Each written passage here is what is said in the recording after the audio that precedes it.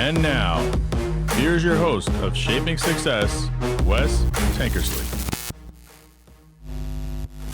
What is up, everyone? Welcome to Shaping Success. I am your host, Wes Tankersley. I want to thank Jay Finning for lending his voice to my intro, because every time I listen to that booming voice just kind of welcomes everyone to the show. If you're watching this live, can you please do me a favor, start a watch party? If you are listening to it on the podcast, please go ahead and do a like, share, and review, and help us to grow the show, because we can't grow without your help. Hey, our guest today is a returning guest. His name is Zach Johnson. He is a pro baseball player. He lives in Germany. He's got a lot of stuff going on, and we're going to talk a little bit more about that. Welcome back, Zach. Good to see you. Yeah, thank you very much for having me. It's always great to connect, and I know obviously being able to do a lot of insightful stuff for different people is amazing. So excited to be here. Yeah, and we've been talking about this for a while. I've known you for almost a year now, and we've been talking about kind of doing some sort of like show together where we can post one on mine, one on yours, and kind of just keep it going, because I think that there's so many things that we share. A little bit of the difference is that you come from a pro athlete perspective, and I come from kind of just that regular everyday perspective and trying to change the way that people think. So we're going to talk a little bit about mindset today. Yeah. Excited to dive into it. Yeah. So one of the things that I want to talk about, because you and I have had conversations before about the switch that you have as a professional athlete when you go into the dugout and what that looks like. I don't know that many people understand the way that baseball is kind of a business when you get out of college. Can you kind of explain the transition from college to professional level, and kind of how that mindset kind of shapes the way that you participate in the sport? Yeah. One of the biggest things I think for the transitional for a lot of people is when you're in high school, when you're in college, right? You obviously want to be personally successful. You want to have that, stats and everything, but you also want the team to be successful. You're rooting for the guy beside you. You're rooting for, the development of them. And then your coach is right there trying to help you with the development and kind of getting everything going. And as you transition into professional, what you really notice is teams want to be successful, but at the same time, each guy's fighting for that position, right? There's so many guys behind you that want that position that you can have a bad week, bad weekend, bad couple weeks, and all of a sudden your job's gone. So you have to, instead of being so set on being, kind of more of a team camaraderie, you really have to stay to yourself and really stay in your own lane. So you kind of have to develop a little bit more of an introverted personality when you're at the field, because all it takes is one little complaint to a teammate who maybe sees an opportunity to take that position from you. He goes to the coach, goes to the GM, says something, and also next thing you know, your contract's gone or you're sitting on the bench. So definitely changed it a lot. So you really have to kind of find your lane, so to say, and really dive into who you're going to be and what you want, your career to transcend to be, essentially. Yeah. And we talked about it a little bit earlier today. We were talking about how it kind of becomes this where it's a team sport, but it turns into like an individual team sport. And when I say that, when I was coaching high school baseball, we're sitting here and like you said, it's more of that team atmosphere where everyone's success is everyone's success. Whereas when you're under contract and you're getting paid to do a job, the person who is buying for your position wants to outwork you, wants to out-hustle, wants to earn your position. So if you don't perform, then your job is essentially gone. Correct? Yeah. And I think one of the best examples of that of all time is you look at Lou Gehrig. That is a guy that obviously he's a legend. He's bigger than life in the game of baseball, but that is a guy who we know who he is simply because the guy in front of him got hurt and he took that position and never gave it up.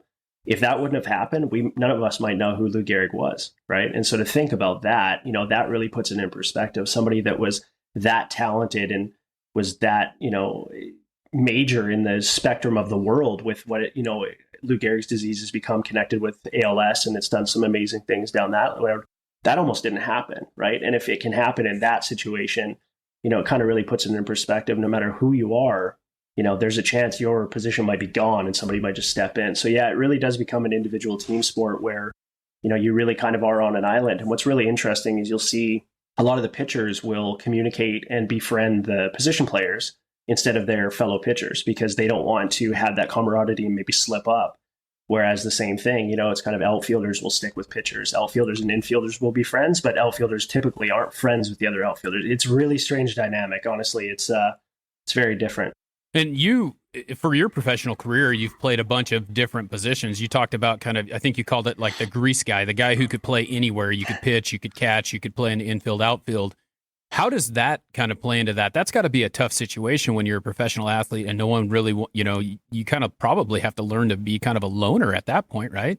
Well, I mean, obviously, just depending on the team, depending on what position you're going to play. So, it primarily just play outfield. So that's been the lane. But yeah, as you said, had my initial break into, I was playing, third base, first base, so corner infielder. Corner infielders typically talk to middle infielders, but don't talk to the other corner infielders. And then, those same guys will talk. It's super strange. And that's why, you see movies, I use Major Leagues as an example. You see the two guys up the middle, they're best friends. But they're best friends because they'll talk to each other because they're not trying to compete for each other's position. Now, you'll see two shortstops typically won't be best friends. You won't see two third basemen be best friends. It's such a strange dynamic, but it's so heavily ingrained into the culture that, you have to have a mindset. And one that, you and I have talked about as well, too, is like, I meet people away from the field all the time. They're like, oh my God, you're a totally different person, because I've developed this mindset. And I always use Kobe as an example, right? He always had that thing where he was like, I would get into this mindset where when I'm in my zone and when I'm doing what I want to do, get out of my way, leave me alone, don't talk to me, right? So when I step onto the field, I'm not the guy that's going to be talking in the dugout. I'm not a rah-rah guy. I'm not going to be doing the cheer, rah-rah thing. I'm focused in on what I'm doing. I'm writing notes about what I'm doing to be successful because I know that's what's helped me.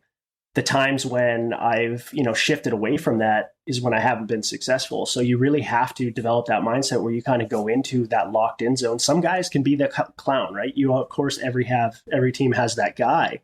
But you notice, I use Eric Burns as an example. Eric Burns was that clown in the dugout. How many teams did that guy play on? Because no team wanted to keep him because his play would fluctuate up and down all the time. You look at baseball trajectory in the last, 50 years, some of the most hated players are the best players. Reggie Jackson, everybody hated that guy, but he was an absolute legend.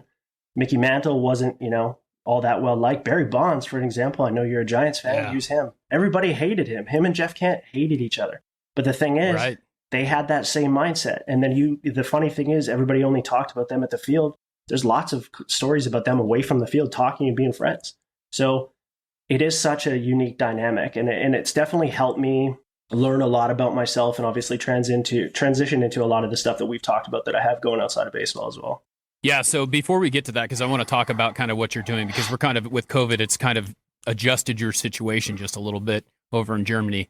But, the competition thing is kind of one of those crazy deals. And we talked a little bit about this morning, like how you act in the dugout in pro ball versus how you act in the dugout, like in college or high school. You basically kind of told me that you don't really talk a lot to anyone in the dugout because you're trying to stay in that zone. Can you talk a little bit about why that is? Well, and I think it's important just to understand yourself. I mean, whether we're playing a sport or we're doing business or anything, you really have to know your strengths. And I know for myself, when I get into that zone, if I stay in that, I'll be okay. But if I get distracted or I let something else outside of my control take me out of that, it's really hard for me to get back into it. So the easiest thing for me to do is, there's lots of dugout tricks and different things like that going on. You always have different guys joking around. You have different people doing different things. But for me, I always have the same spot in the dugout that I go to. I sit there.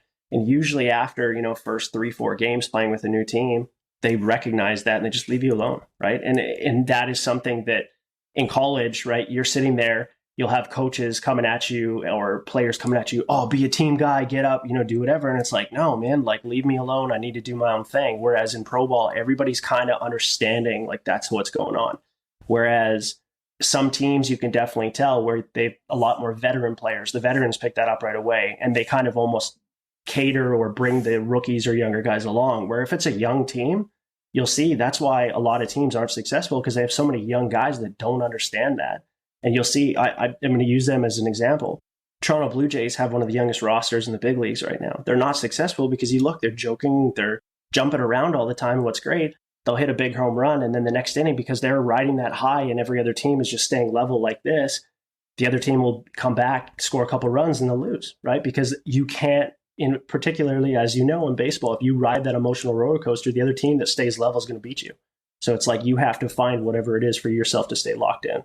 Yeah, and you can't stay complacent in the middle of that, because if someone does hit a home run, that doesn't mean that that's the end of the game. And that's the hardest part, I think. I think that kids these days always sit there and they think that that's the number one thing, because that's a big stat. You look cool when you do that, but that's not what scores runs. I mean, that's one out of, that could be one hit out of the whole game. and it could be one where they could score tons of other runs on different, on singles, doubles, and triples. So I think that's the hardest thing to teach anymore is the competition part of it. These kids are, honing in on one thing.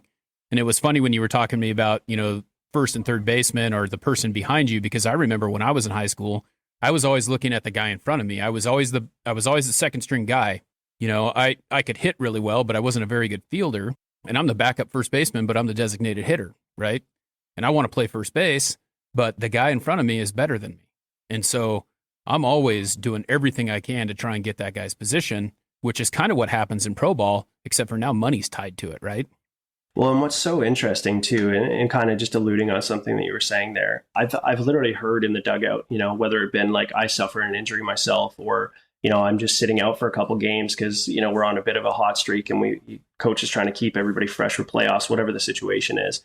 And I've heard, pitchers in the bullpen, or I've heard, different position guys go, oh, I really hope he strikes out here. And that is a whole other, another level of hearing, right? And it's one of those crazy things. And one thing to kind of touch on the competitiveness, one thing that I've really recognized over the past 10 years, whether it be culturally or whatever it is, there's a lot more of this. Oh, I know that guy on the other side of the field. That's my friend. I'm like, even if I know that guy across the field, I'm not going to go up to him during a game and be like, hey man, how's everything going? Like, that guy is essentially taking away from, the money that I could possibly be making, because all it takes is for my team to see, oh, this guy's good. He then transfers over to my team, takes away from me. I'm not going to let that happen. So a lot of kids don't necessarily recognize it. And it happens with scholarships all the time, right? You have a lot of guys, they'll play against each other. And yeah, I know there's a lot more travel ball, so people are playing against each other consistently. But what's really interesting, they get this mindset where it's like, oh, that's my friend. And maybe they ease up that little bit. All it takes that one game, you ease up, scout sees that opportunity gone, right? Yeah. And it's crazy. We talked a little bit about, like how that works out for people signing these 1-year contracts in MLB over here. And I'm assuming it's the same in Germany, but they'll sign a 1-year contract, but it's almost like a relief if they get a multi-year deal because they know that they're going to be there for a while. Whereas a 1-year deal, it's like either I don't want to get hurt or I'm going to have to work as hard as I can to get that big contract. Well, and that's what's so interesting when it comes to professional sports. You see a lot of these guys sign these ridiculous long-term deals with so much money, and I'm pumped for them because I understand when you have that 1-year contract, a lot of times what can happen is, it's always in the back of your mind, right? Whether you want to admit it or not, subconsciously you're thinking about it. So you might be putting a little bit more pressure on yourself, especially late in the season, right? If you're a guy that came into that contract the year before and you had put up big numbers and, all of a sudden the next year, all of a sudden halfway through the year, you're not putting up the same numbers you did the year before. You start pressing a little bit. And as you know, in baseball, you press a little bit, you're not going to play well, right? It's one of those weird things.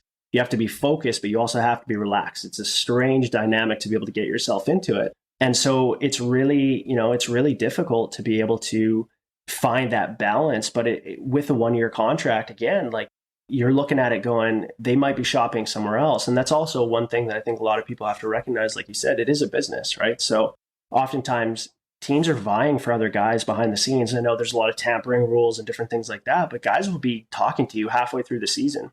And so it's so important to make sure that you're locked in and focused.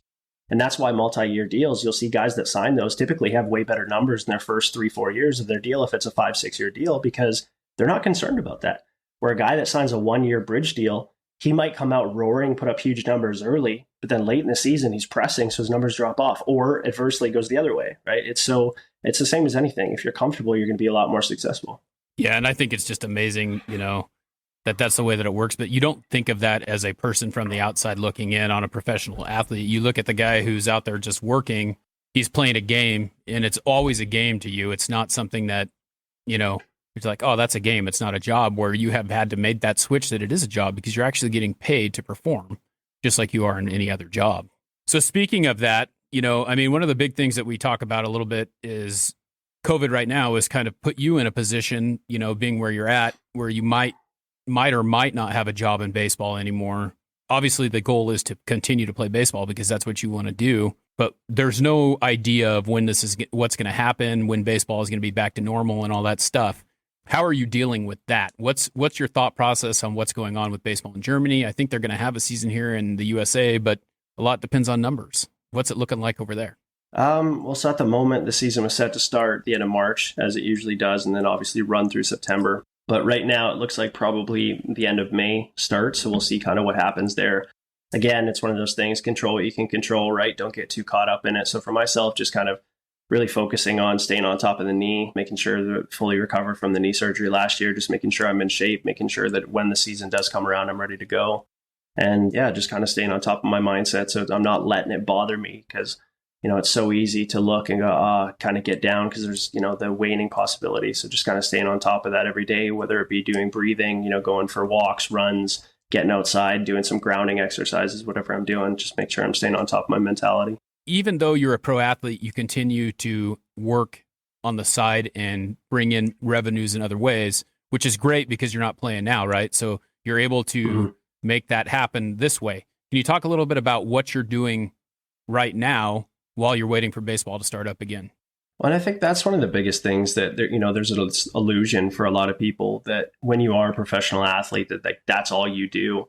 You talk to most people that are pro athletes, they're, whether they're investing or they're got some other gigs they're doing along the line, because each and every one of us has to have that realization that at some point, unfortunately, the game's going to end. You don't want to come to that realization, but it is a fact, right? You're going to hit that point where somebody's going to tell you you're no longer good enough.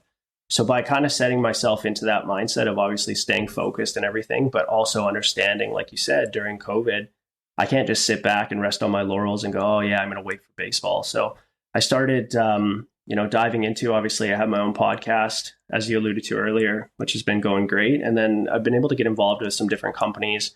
I've done some behind the scenes marketing for a company based in British Columbia, Canada for a while that actually does diversibility.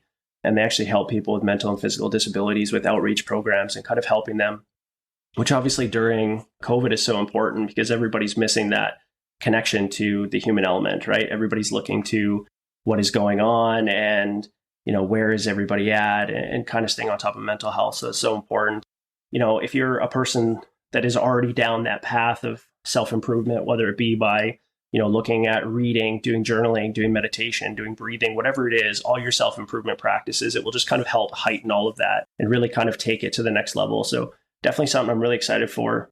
Can you talk a little bit more about there's some other stuff that you're doing too. You're kind of doing you're kind of a jack of all trades. What is going to be your main focus here in the next, 6 months, besides you're working on for a couple other businesses as well, right? Well, and obviously, just like you said, alluded to, depending on where things go with the baseball season, kind of looking at that. And then obviously just kind of really focusing on some of the different investment stuff that I have going on and really kind of, as you said, taking on a bigger role with the other company based in British Columbia, because I do see, as you and I have talked about so much, is the mental health in the world right now is one of the biggest things. So really and then the company in British Columbia and being connected to mental health is huge too. So yeah, well, I look forward to hearing more from your podcast, and I know that we're going to continue to do this. I want to be respectful of your time. I know that it's pretty late, but I think that this is probably a good stopping point to go ahead and start again with the next time that we get on.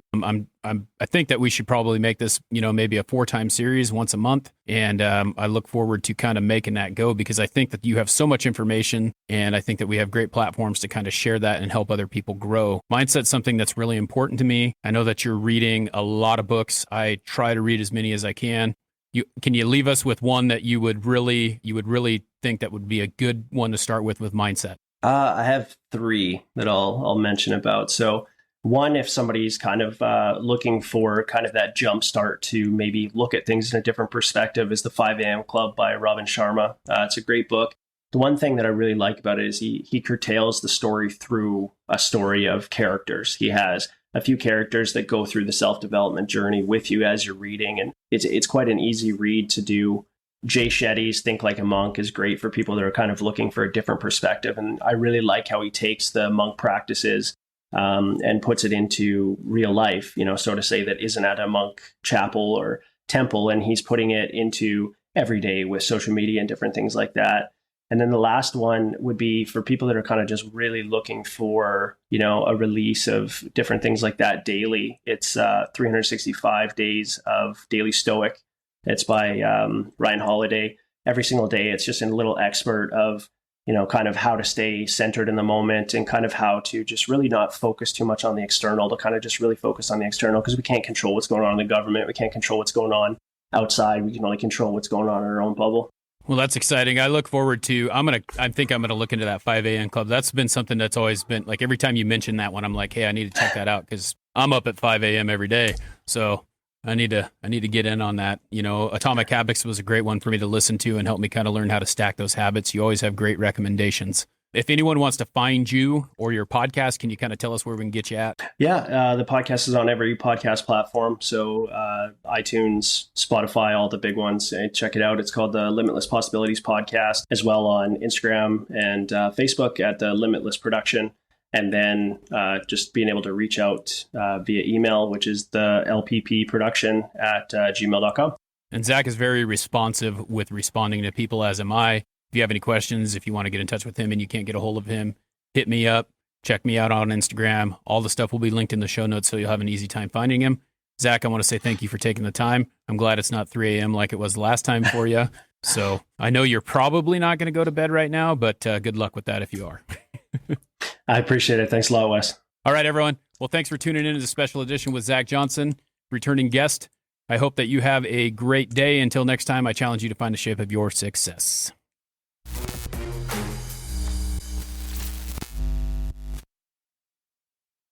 Little timer action. They can see me. They can hear Zach, right? They can't hear you, though. Oh, they can hear me because I turned it on. Hi, I'm here. It's the voice of Jeff. You guys ever seen The Wizard of Oz? This is kind of what it's like. He's the wizard. Yeah, I'm wearing like green emerald shoes today with a giant diamond encrusted belt that goes around my stomach because I was a prize fighter at one time in my dreams. But they still gave me the belt. Man, these nerds got some weird dreams sometimes. It's okay, though. It's okay. Your other guest the other day, he was on the Barney show. Yeah, can you believe that? That's pretty cool. And wasn't it Tom Hanks that told him that after this movie I'm gonna be unemployed just like you? No, he didn't say that. Well, it was another guy. It's kind of the truth. Yeah, it was another guy, but I somehow thought it was Tom Hanks. no, Tom Hanks was one of the people that he worked with, but it was another guy.